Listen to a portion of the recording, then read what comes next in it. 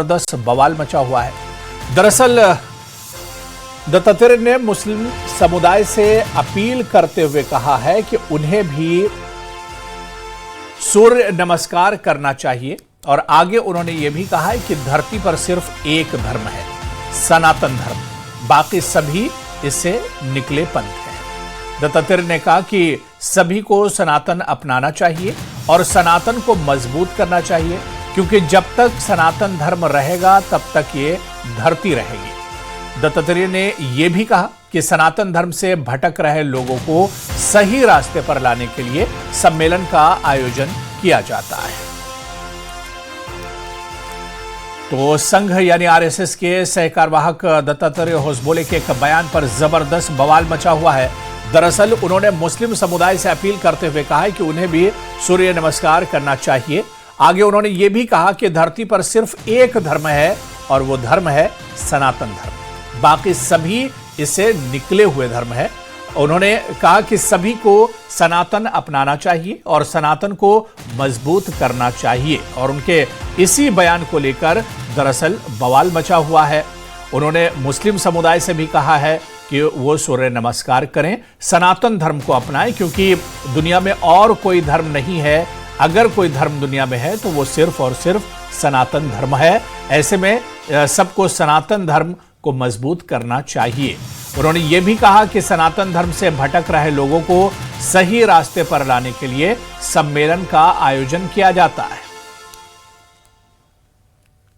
धर्म वही है, धर्म का नियम सबके लिए लागू होता है।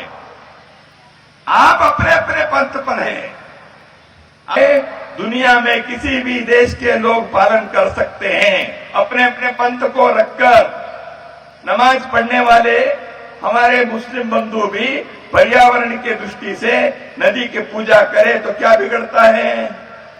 वो सूर्य नमस्कार करे तो हम कोई विरोध करने वाले हैं क्या? वो प्राणायाम करेंगे तो गलत है क्या? नहीं है। और उधर दत्तात्रेय होसबोले के बयान पर मौलाना साजिद रशीदी ने कहा है कि अगर उनकी नजर में नमाज के साथ पूजा करने से कोई दिक्कत नहीं है तो दत्तात्रेय को भी नमाज पढ़नी चाहिए, क्योंकि नमाज पढ़ने से शरीर स्वस्थ रहता है। रशीदी ने कहा कि हम अल्लाह के अलावा किसी और की पूजा नहीं कर सकते हैं। वहीं स्वामी दीपांकर ने होसबोले के बयान का समर्थन करते हुए कहा कि योग सभी के लिए वरदान जैसा है, इसलिए हर किसी योग करना चाहिए और नदियों को पूजना चाहिए। सुनिए। होसबोले जी, हम भी आपसे कहते हैं कि आप एक काम करें, नमाज पढ़ें, व्यायाम के हिसाब से, वर्जिश के हिसाब से हमारे साथ नमाज पढ़ना शुरू कर दें आप। हम नहीं कहते आपसे कि नदियों की पूजा करना छोड़ो, हम नहीं कहते आपको गाय को माता मानना और बैल को पिता मानना छोड़ो। सब कुछ करो, लेकिन नमाज पढ़ना शुरू कर दो हमारे साथ, क्योंकि ये भी वर्जिश का एक हिस्सा है। नमाज अपनी जगह है, इबादत अपनी जगह है, इससे वर्जिश भी होती।